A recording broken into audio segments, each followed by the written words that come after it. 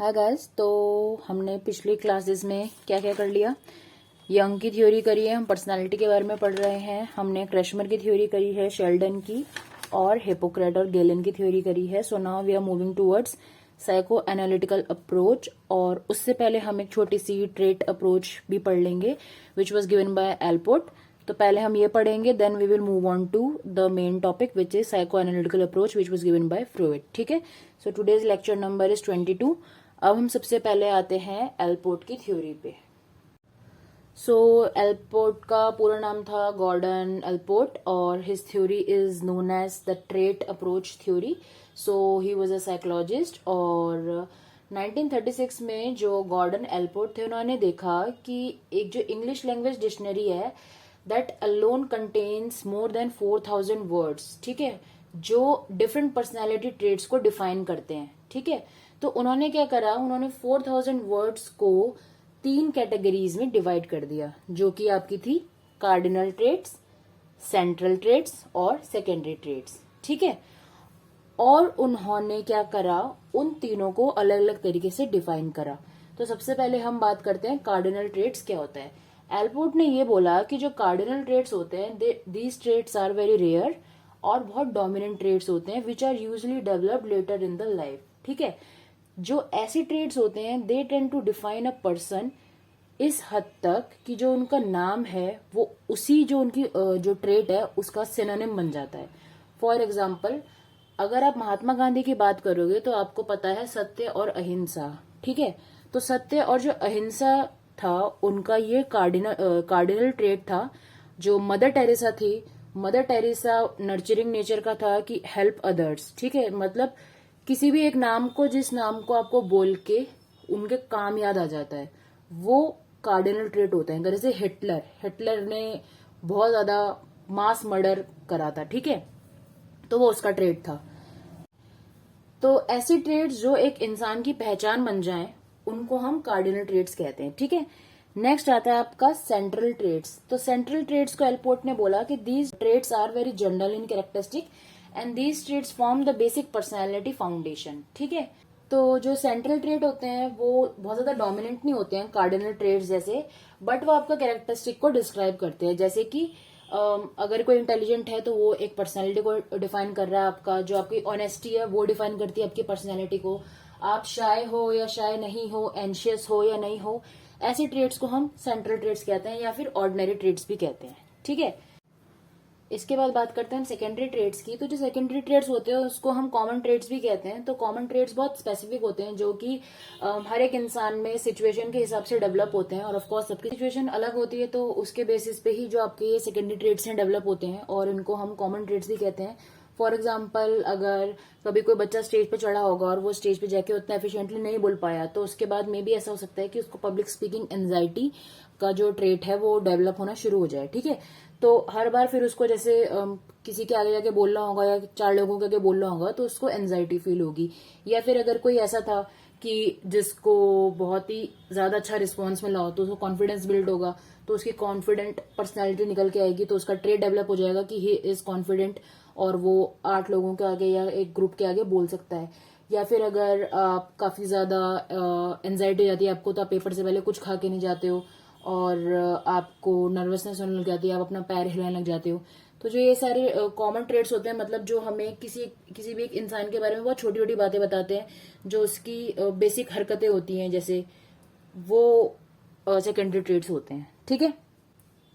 इसके अलावा जो एल्पोर्ट थे उन्होंने ट्रेड्स को रिप्रेजेंट करने के लिए पर्सनल डिस्पोजिशन टर्म को यूज करा था और उन्होंने बोला था कि जो ट्रेड्स होते हैं they are the basic unit of personality और he was the first theorist to adopt trait approach. ठीक। तो एल्पोर्ट की थ्योरी इतनी थी, कार्डिनल, सेंट्रल और सेकेंडरी ट्रेड्स के बारे में ही होती है। इसके अलावा नहीं पूछा जाता, यही पूछा जाता था कि ये 3 ट्रेड क्या होते हैं और कैसे होते हैं और हम कैसे पहचान सकते हैं, या फिर आपको एग्जाम्पल दे देंगे और पूछेंगे कि इनमें से बताओ कि ये तीनों कौन से ट्रेड्स, मतलब वो एग्जाम्पल कौन सा ट्रेड है इन तीनों में से। ठीक है। अब हम नेक्स्ट बात करते हैं फ्रूइड की, which was psycho analytical approach. ठीक है। तो इसको हम साइको एनालिटिकल थ्योरी भी कहते हैं, which was created first by फ्रूइड।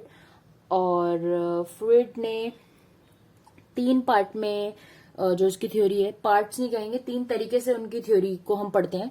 पहला है थ्योरी ऑफ पर्सनैलिटी डायनामिक्स, दूसरा है थ्योरी ऑफ पर्सनैलिटी स्ट्रक्चर, और तीसरा है थ्योरी ऑफ साइकोसेक्सुअल डेवलपमेंट।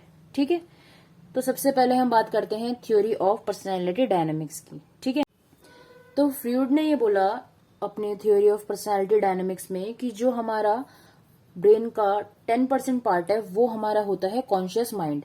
ठीक है, कॉन्शियस माइंड कौन सा पार्ट है हमारा? जो पार्ट हमारा अवेयर होता है। ठीक है, जो मतलब हम डेली लाइफ में काफी ज्यादा अवेयर है, कॉन्शियस होते हैं जिस टाइम पे, कॉन्शियसली जो हम बोल रहे हैं और कॉन्शियसली जो हम काम कर रहे हैं, जो मुझे पता है कि अगला स्टेप मुझे क्या करना है। ठीक है, वो हमारा 10% होता है। दूसरा होता है आपका पार्ट सब कॉन्शियस है, सेमी कॉन्शियस माइंड, जो कि हमारे ब्रेन में होता है, 15% कवर करता है। ठीक है, और जो ये पार्ट होता है आपका पार्शियली अवेयर होता है, जो कि बहुत बेसिक चीज है आपकी सबकॉन्शियस है, कि आपको पता है कि आपका ब्रश कहाँ पे होगा, आपको पता है कि आप ब्रश कर रहे हो, और जो बहुत डेली रूटीन की जो चीजें हैं वो हम मोस्टली सबकॉन्शियस माइंड के यूज से करते हैं। ठीक है, जिसमें आपको पता है कि हाँ ये ऐसे होगा, ये ऐसे होगा, इसके बाद ये होगा, इसमें कुछ भी नया नहीं है। जो आप पल के झपका रहे हो, आपका सबकॉन्शियस एक्टिविटी है, सांस ले रहे हो। ठीक है, फिर आता है आपका अनकॉन्शियस माइंड, जो कि आपका होता है 75% तक, और इसके अंदर होते हैं आपके सारे अनवांटेड डिजायर्स, जो भी आपका डीप डिजायर्स होते हैं, फिर सिचुएशंस जो आप अपने माइंड में बना के रखते हो और आपको पता नहीं होता है कि आपको एक्चुअल में क्या है आपका माइंड में। ठीक है, तो जो भी अनवांटेड होता है, जो भी ऐसा है कि आपको अर्जीज हैं जो भी आपकी, ठीक है, बेसिकली जो भी आप हिडन है जो, वो आपका सारा होता है अनकॉन्शियस माइंड में। ठीक है, इन तीनों के लिए फ्रूइड ने अपनी थ्योरी ऑफ पर्सनालिटी स्ट्रक्चर में और साइकोसेक्सुअल डेवलपमेंट की थ्योरी में नाम दे दिया था इनको। ठीक है, अब वो क्या नाम था? वो ये नाम था इड, ईगो और सुपर ईगो। ठीक है, तो अब थ्योरी ऑफ पर्सनालिटी स्ट्रक्चर में इसको कनेक्ट करते हैं, इसको अभी भूल जाओ।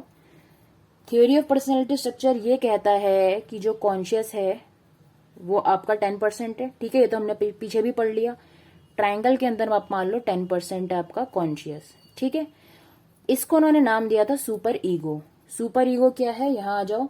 Super ego is restrained bye parents and society representation of values and ideas. मतलब कि जो भी चीज आपकी सोसाइटी ने या पेरेंट्स ने बनाई है, culture, habit, rules, regulations, what to follow, what not to follow, what to do, what not to do, where to go, where not to go, ये सब आपका सुपर ईगो यानी कि कॉन्शियस पार्ट में आता है। ठीक है, what ever decision is taken by you consciously. ठीक है, ये सारा आपका कॉन्शियस पार्ट में आता है, which he named super ego, and that was 10% according to Freud. ठीक है, नेक्स्ट जो हमने पढ़ा कि 15% है सबकॉन्शियस, उसको फ्रूइड ने नाम दिया ईगो, और ये आपका है 15%।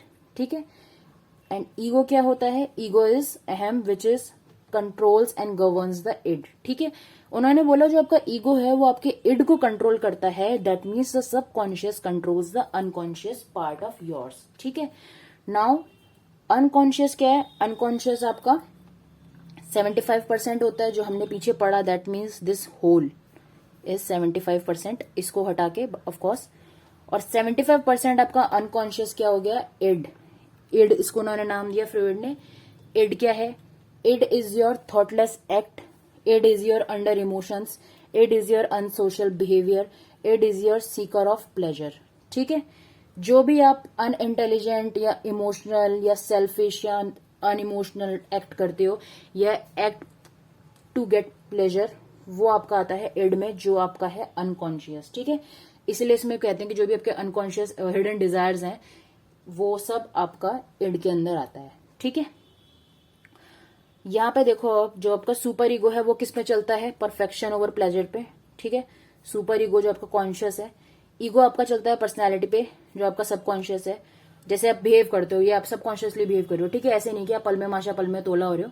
ठीक है, मतलब जैसे आप हो वैसे ही आप रहते हो, तो ये आपका सबकॉन्शियस एक्ट है। और इड में आ गया आपका हिडन डिजायर्स। ठीक है, तो अब आई होप आपको इड ईगो और सुपर ईगो के बीच में डिफरेंस समझ आ गया होगा। अब इसके बाद में हम बात करते हैं थ्योरी ऑफ साइकोसेक्सुअल डेवलपमेंट की, which was also given by Freud. हमने इसको 5 स्टेजेस में डिवाइड करा था, which was oral, anal, phallic, latency and genital. ठीक है, तो सबसे पहले हम बात करते हैं ओरल स्टेज की। और ओरल चलता है बच्चे का फ्रॉम 0 to 2 years, जिसमें वो प्लेजर लेता है थ्रू ओरल एक्टिविटीज। ठीक है, अब ओरल एक्टिविटीज क्या क्या हो गया, जो थम सक कर रहा है वो, ठीक है, या फिर जो मम्मी उसको ब्रेस्ट फीड कर रही है वो, वहां से बच्चे को प्लेजर मिलता है। ठीक है, उसके बाद सेकंड है एनल, और ये चलता है आपका 2 से 3 साल तक, विच इज पूपिंग। ठीक है, तो via pooping the child gets pleasure. और उसके बाद आती है आपकी third stage, which is phallic, which goes on from 3 to 5 years, जिसमें बच्चे का पैदा होता है ऑडिपस और Electra complex, which is Oedipus boys में और इलेक्ट्रा गर्ल्स में। That means the boy is attracted to the mother and the girl is attracted to the father. ठीक है, इसके बाद आता है आपका latency stage, which goes on from 5 to 11 years। और इसमें प्लेजर कहाँ से आता है, इसमें आता है pleasure from the repression of sexual desires. ठीक है, तो 5 से 11 ईयर्स की एज में जो बच्चों का सेक्सुअल डिजायर होता है वो रिप्रेस हो जाता है। ठीक है, इस टाइम पे वो अपना ज्यादा जो सेम ग्रुप है उसमें खेलना प्रेफर करते हैं, और जो सेम सेक्स की जो चीजें हैं, जैसे boys will prefer to play with the things that boys are already playing. ठीक है, और गर्ल्स कोई ऐसे अलग से लड़की है तो वो उसी चीज को प्रेफर करेगी जो उसके साथ वाले प्रेफर कर रहे हैं। ठीक है, then 11 onwards when you start to get mature, आपका आ जाता है जेनाइटल, जहां पे आप स्टार्ट करते हो pleasure from the mature sex relationship. ठीक है, तो ये 5 उन्होंने स्टेजेस दी थी साइकोसेक्सुअल डेवलपमेंटल थ्योरी में अपनी, जिसमें उन्होंने बताया था कि थ्रू आउट एक जो इंडिविजुअल है वो प्लेजर कहाँ कहाँ से लेता है। ठीक है, ये इनकी फ्लूइड की साइको एनालिटिकल थ्योरी थी, और इसके 3 पार्ट हैं। तो जिसमें उन्होंने एक में पहले तो बस ये बताया कि कॉन्शियस, अनकॉन्शियस और जो हमारा ब्रेन है वो कैसे डिवाइड है। उसके बाद उन्होंने बताया है कि उसको उन्होंने क्या नाम दिया है, और जो एक छोटे बच्चे से जब आप बड़े होते हो तो प्लेजर के साथ में मतलब आपका एक्टिविटी क्या क्या है, साइको मतलब कॉग्निटिव से और सेक्सुअल से उन्होंने उसको जोड़ के बताया कि आप कैसे कैसे प्लेजर लेते हो। ठीक है, सो आई होप आपको समझ आ गया होगा। नेक्स्ट वीडियो में हम करेंगे डिटर्मिनेंट्स ऑफ पर्सनैलिटी। ठीक है, बाय।